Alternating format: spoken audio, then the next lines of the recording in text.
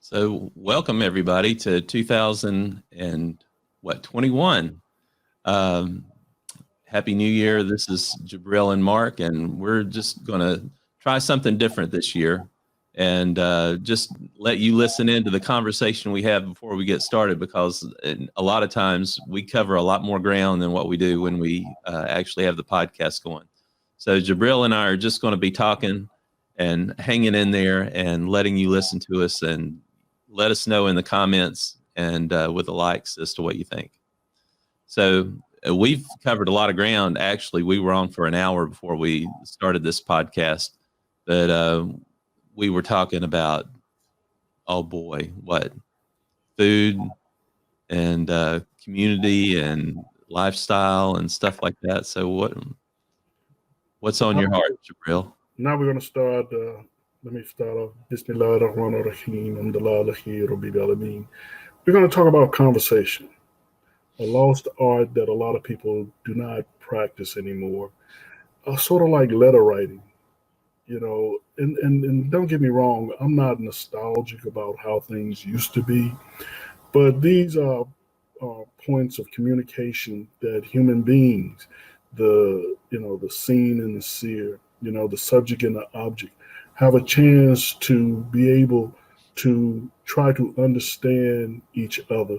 Because I cannot look in Mark's brain or his mind, and he cannot look in my mind to try to ascertain what are we thinking and what is the meaning of the things that we're thinking.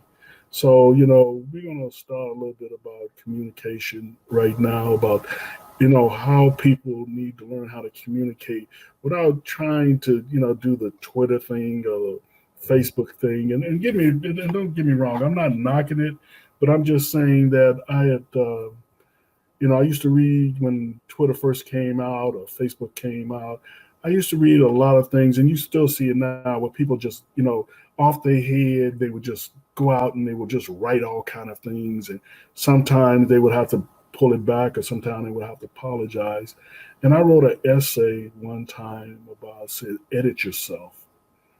And the thing about this new way of communicating, we don't have time to edit ourselves. We don't have time to take that hot cup of tea and pour it in a saucer and let it cool down a little bit before we start to drink it, if that metaphor is apt.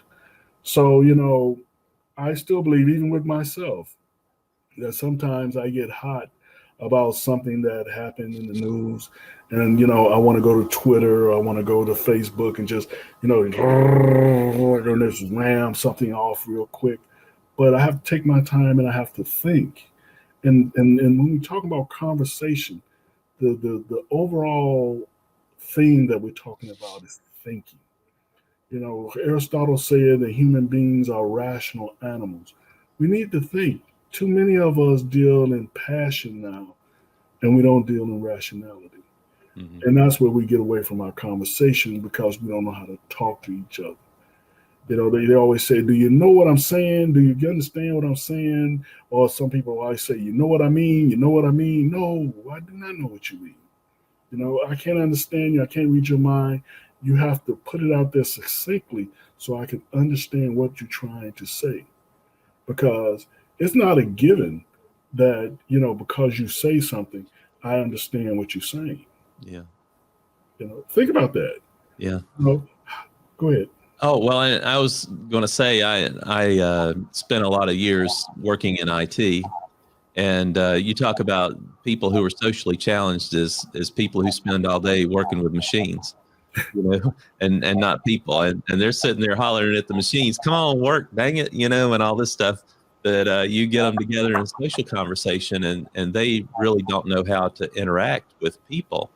And so a couple things, and I may have said this on the podcast, I may not have, but just a couple things that I say or do is I tell people, look at somebody's heart. because they may insult you, they may offend you, but it could be that they're just trying to be part of the group or trying to be funny, and they just don't have that skill. So it's were they malicious or did they just not know?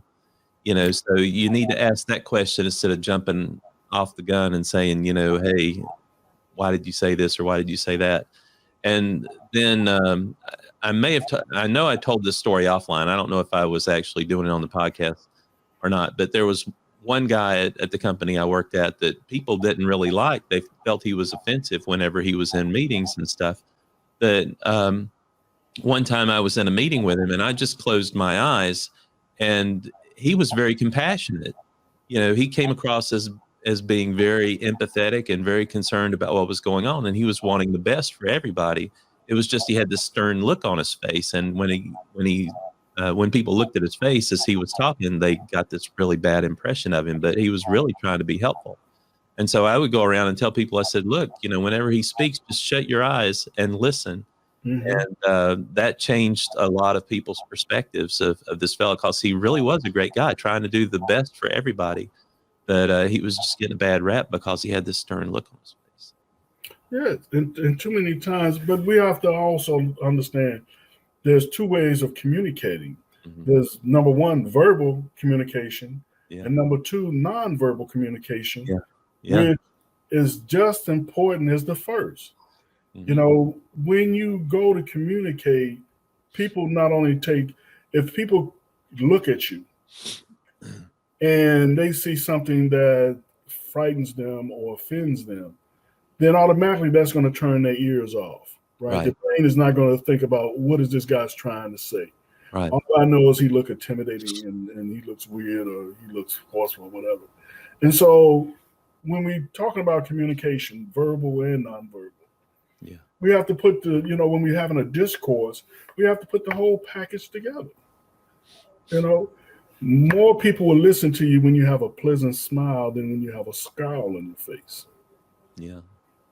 Because that would make them relax, and then they will open up their minds, which will open up their ears so they can hear the words you have to say. But the words you have to say must be succinct and clear so they can understand you.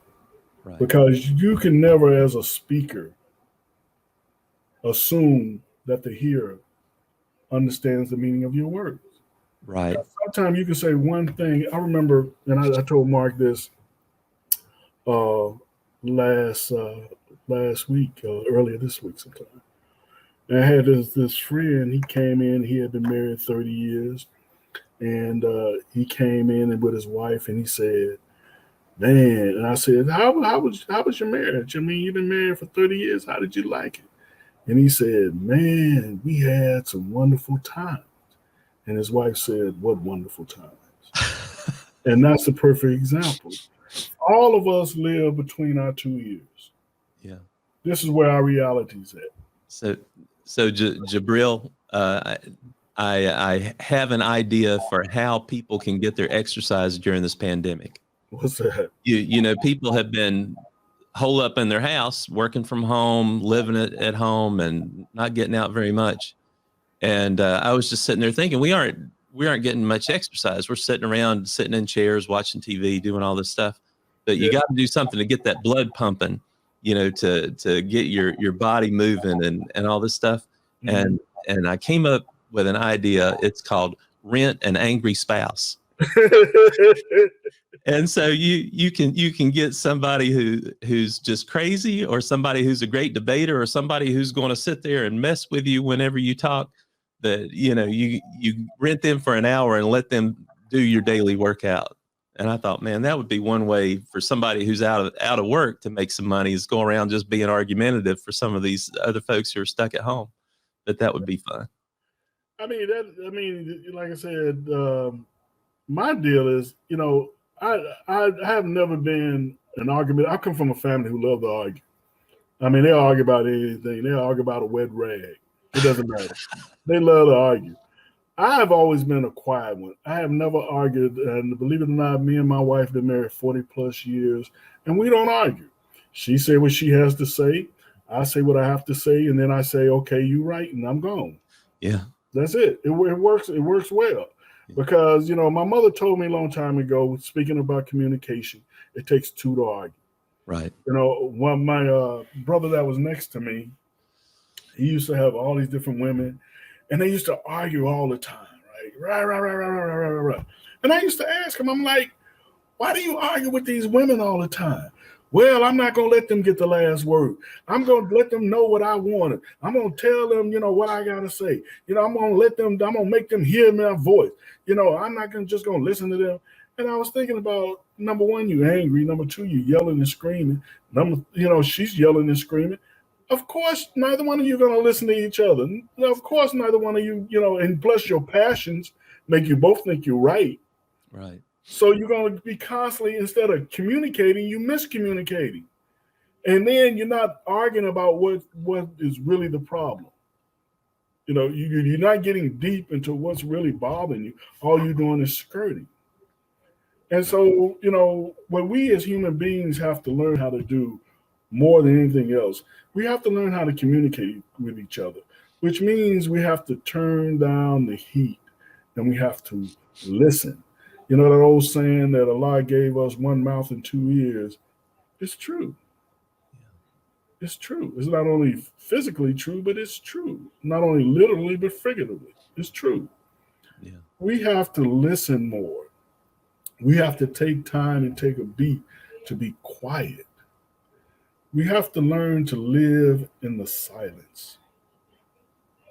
We heard when we were kids, silence is golden. But we didn't understand what it truly meant. Silence is gold because that's when you hear a lot of things. Mm-hmm. Yeah. That's where you can pick up your understanding. And all human beings, no matter who they are, want to be heard. Understand that. Mm-hmm. All human beings want to be heard because when you hear them, that tells you them that you value them. And you value what they have to say. Yeah, you're making me think.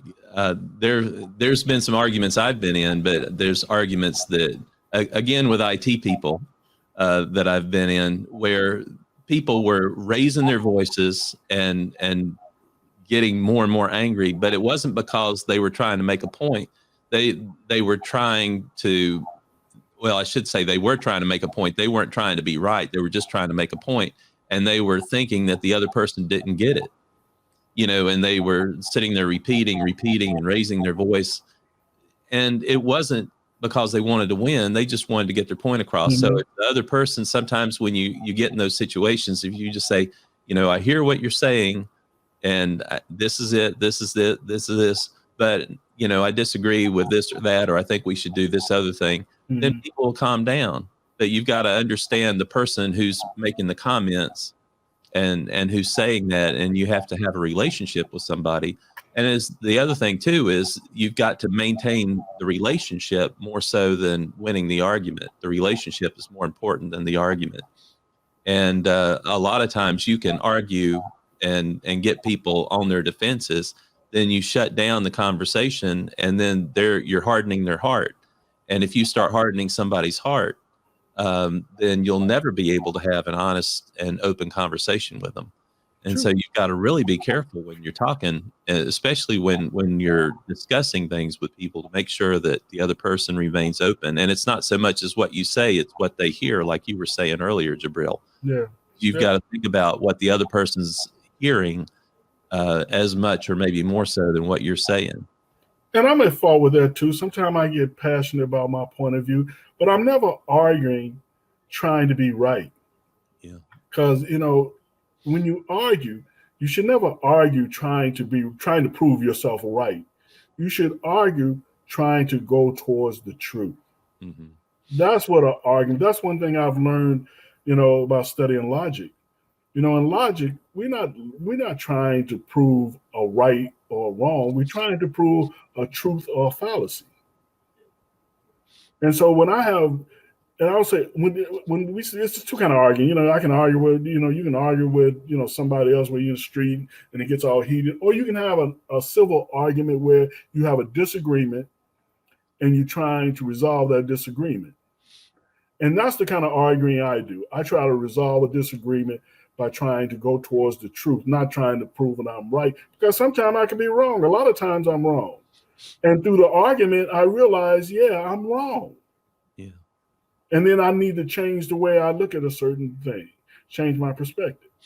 So, I never argue trying to prove that I'm right, because, I used to tell my students used to tell me, Professor Al Sadat, they used to have all these, I know this and I know that. And I tell them, I'm like, look, I'm the dumbest person in this class, because I know there's things that I don't know. I'm ignorant when it comes to flying a plane. I can't fly a plane. I can jump out of one, but I can't fly one. I'm ignorant about a lot of things on this earth, but that's all right. Right. You don't have to know everything.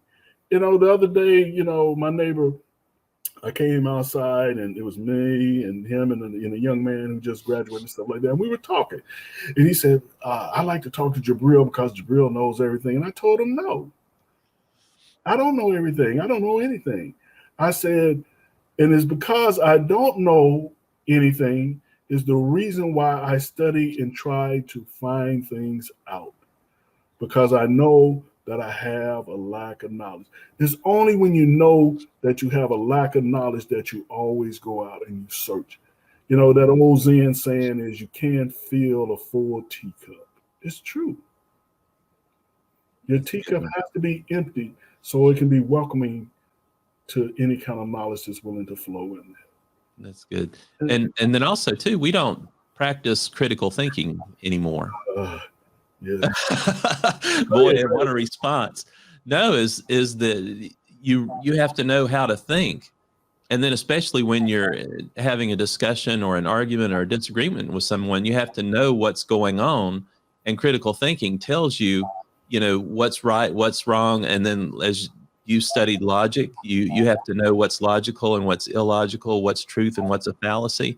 But people don't know how to do that anymore. And it used to be that they would teach that. And I think a lot of liberal arts colleges would teach that, because that's one of the big things you'd learn in liberal arts is how to think and that broad scope of knowledge that you'd understand. Yeah, that's what I was getting ready to say. It's a shame that in philosophy departments, they have classes that are called critical thinking. Now, like Mark said, it used to be you learned how to think critically by taking a lot of liberal arts classes, by reading literature, by understanding the sciences, by understanding humanities, history. That's how you learn how to think critically. Unfortunately, because a lot of young people these days don't want to take these classes, right? That now you have to have a class in the philosophy department called critical thinking. That makes no sense. Yeah. You should teach them how to think logically and have classes on logic. But why are you teaching critical thinking? I mean, you cannot teach someone how to think critically. They have to learn how to think critically by, guess what? Critically thinking. It's just that simple. There you go. So it's more experience than academics. Exactly.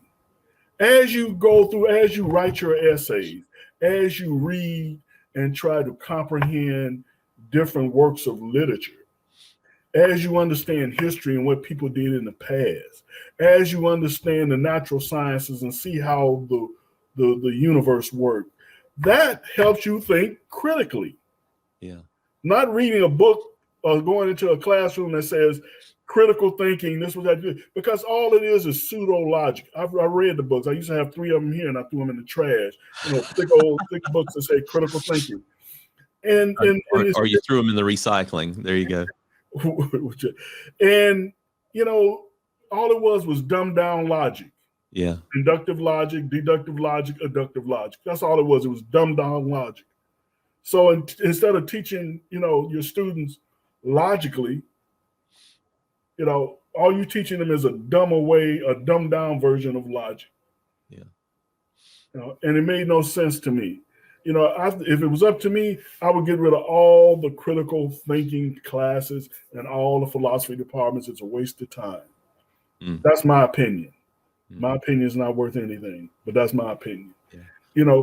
Teach them about, how to pick up a book. Read Dickens, read Chaucer, read Fenimore Cooper, read, Henry James, read the Bible. Most Western literature has some form of biblical reference in it anyway.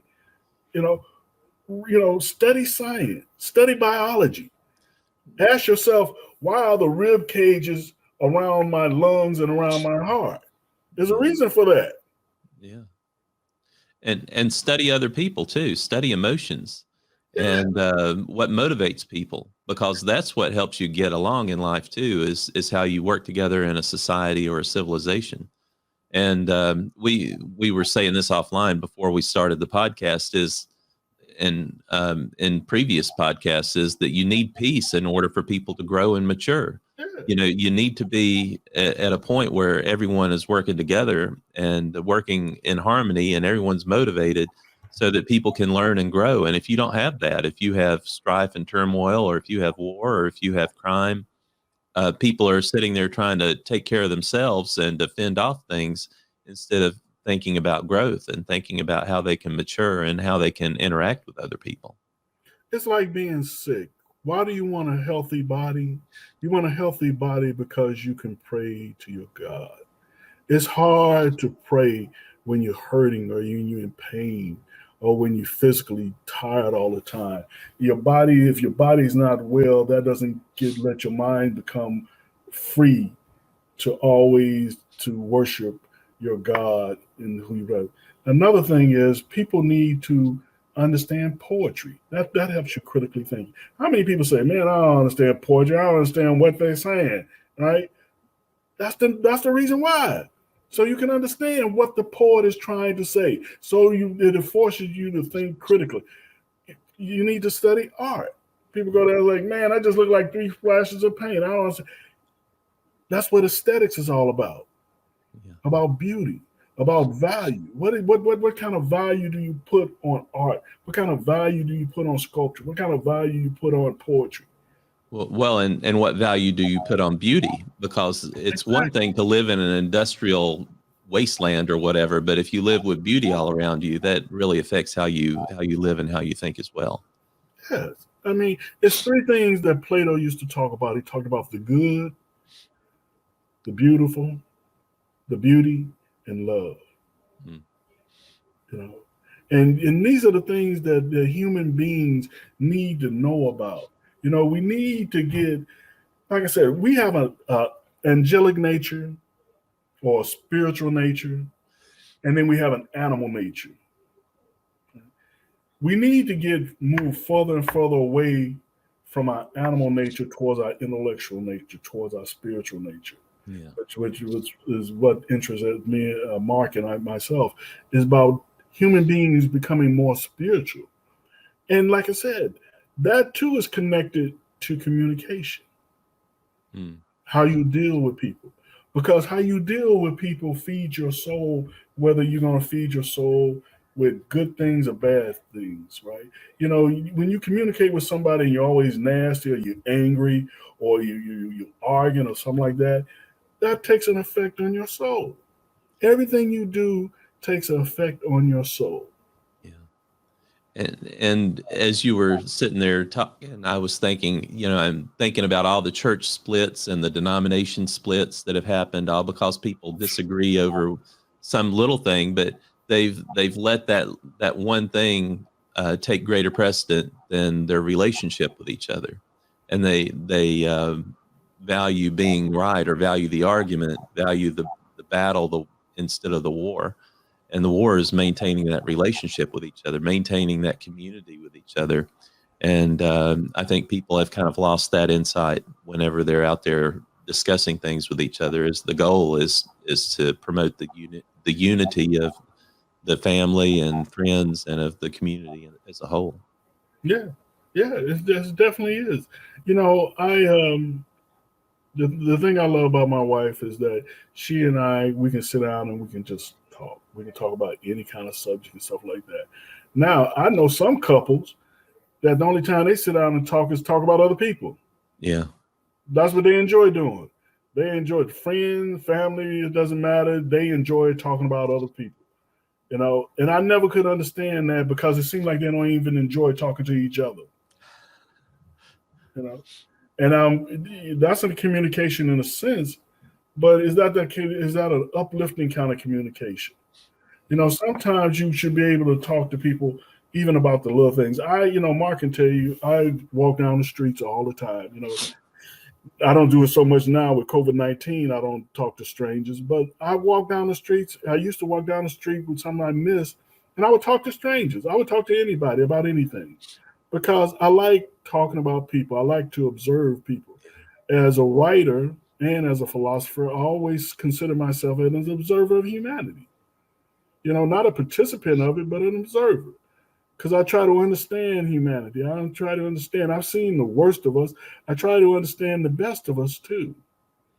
I mean, I'm not Pollyannish about how human beings are, and I try to get people to go to their better natures. Especially when they think it won't work for them. I try to let them understand that there's a better way. Sometimes the harder road is the better road. Most times I found out in my life the easiest road to go is always sometimes the worst road. Everything in life is worth working hard for.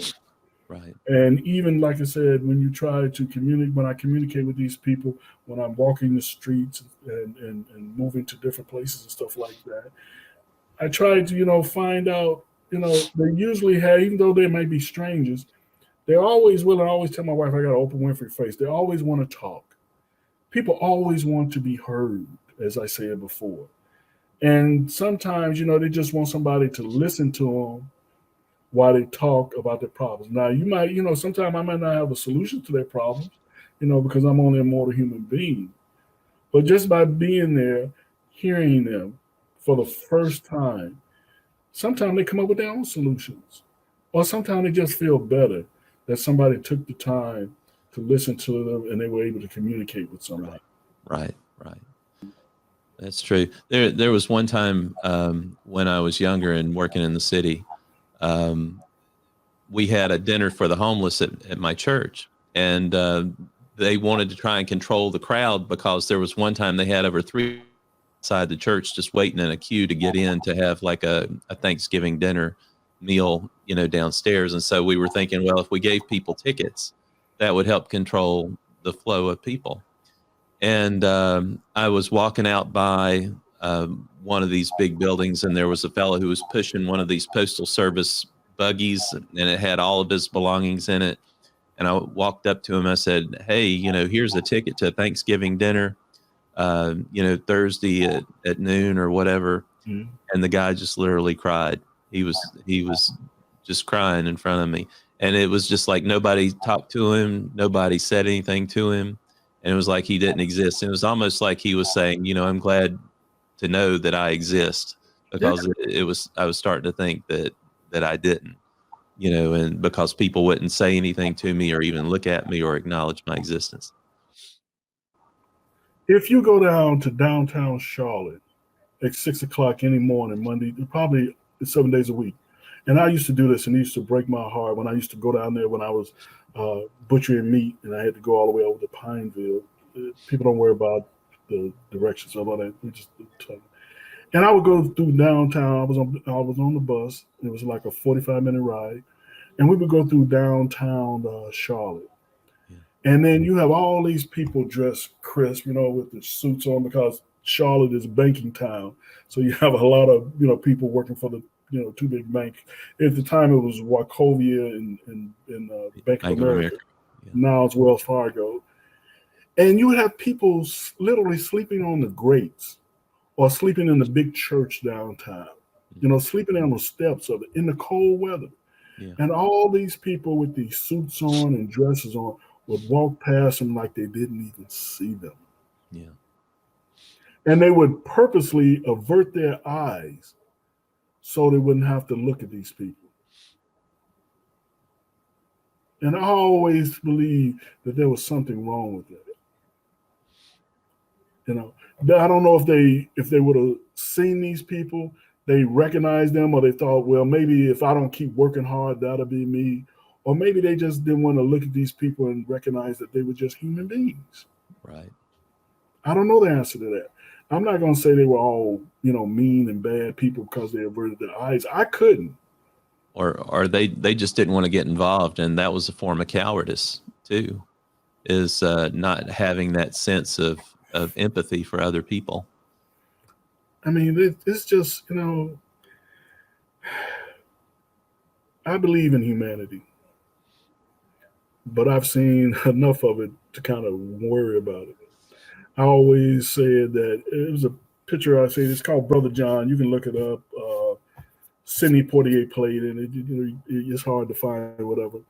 But Brother John, I'll cut this off. Brother John was a story about a black guy in Mississippi that he left and he was gone for 30 years. But his mother died and he came back. So everybody was asking, Brother John, where you been? Why did you, and the police were racist back then because it was in the 60s. Boy, where you been? Boy, why you talk so good? So the police arrested him and they took his luggage into the police station and they opened his passport. And he had been to every country in the world. And they asked him, they said, boy, how a nigga like you get to go to all these places? He said, a white American can't go to some of these places because it was the Soviet Union, it was China, it was all these places that you couldn't only go to. So, and he had a book. And he had written in this book in all different languages, but he didn't write in English, so they couldn't read it. So it was this old doctor, played by the grandfather on the Waltons, Will, I forgot what his name, Will somebody. And he went into the cell and he looked at the book and he looked at that and he looked at the passport. So he figured it out. And he said, Brother John, he said, I know you because I brought you into this earth. I born you, right? He said, I always knew there was something special about you. He said, in that book is a recording of everything that human beings have done on this earth since you've been here. And he said, you're going to go back and you're going to tell them whether we deserve to survive or not. So Brother John was an observer. And I seen this movie when I was a kid on a black and white little TV. And I thought about how many observers, like you were saying, how many observers are on this earth setting down a record on humanity.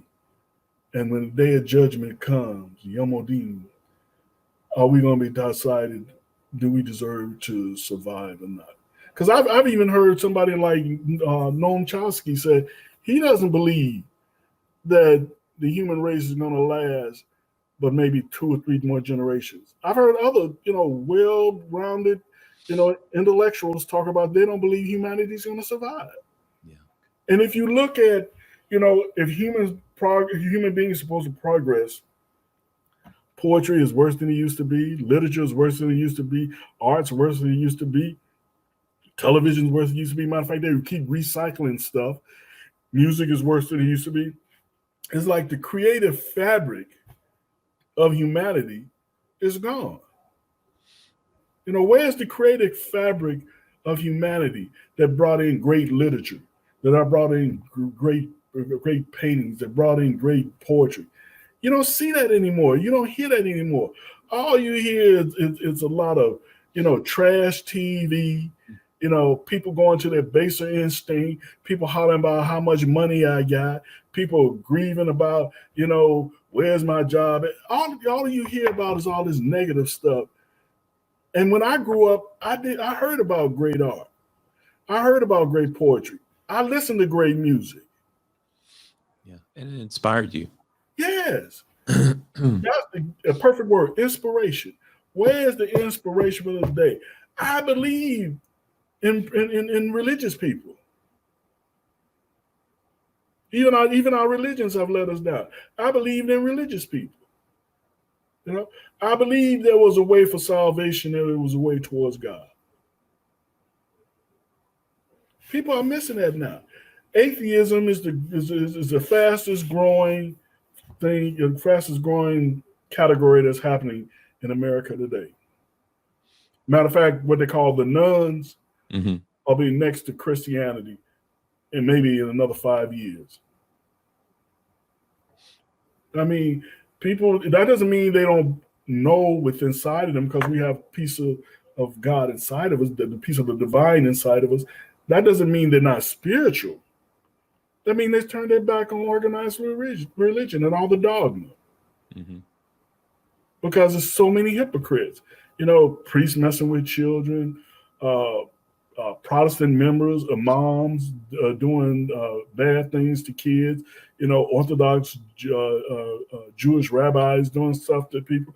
I mean, it's too much hypocrisy. Matter of fact, I was just reading about this young Protestant priest goes to one of these, I call them hip hop churches, you know, one of these non-denominational churches, and he messed around on his wife, and they threw him out.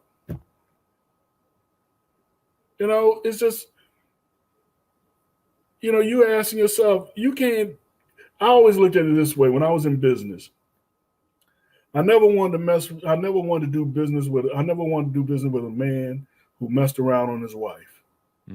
Because I always said to myself, why should I sign a contract with you and trust you when your wife can't trust you? Yeah. It comes to character. You know, it comes to character. It comes to virtue. It comes to communication. Can I believe anything you say? You told your wife you loved her. You know, you told your wife you was going to be faithful. Can I believe anything you say? You know, that's it. I think we didn't ran over time, but I mean, but that's probably a good way to end with communication, is just to make you think about what you say and what you mean when you say it. Yeah. And sticking up for that as well, and being not only honest and faithful, but being truthful with what you're saying, exactly. And not hypocritical. It used to be, you know, not being gender specific. It used to say, you know, a man is as good as his word. And I grew up to believe in that, even though I've done my share of lying when, you know, years ago and stuff like that. But I do. If I try not to promise anything because I don't know if I'll be able to keep it or not. And I try to do the things that, you know, I say I'm going to do, because I believe that you have to have, your word has to mean something. And unfortunately, you know, with the way the world is going now, too many of us, you know, we try to split our words or make them ambiguous, or, you know, try to make them confusing. So, you know, we don't have to keep what we say. Yeah, you thought I said that, but I really didn't say that. You know, you just didn't understand what I was trying to say, you know, all this kind of stupid foolishness. So for me, I'm going to ask, you know, anybody who's willing to listen, stuff like that, slow down, think, take your time, try to listen, and then try to speak and communicate with whomever, in business, in your personal life, whatever. Because the number one thing human beings can do is learn how to communicate with each other without any vitriol. And after that, I'm going to say, masalam. There you go. And thank you all for being with us today on this podcast, A House Built on Sand. We'll talk to you later. Take care.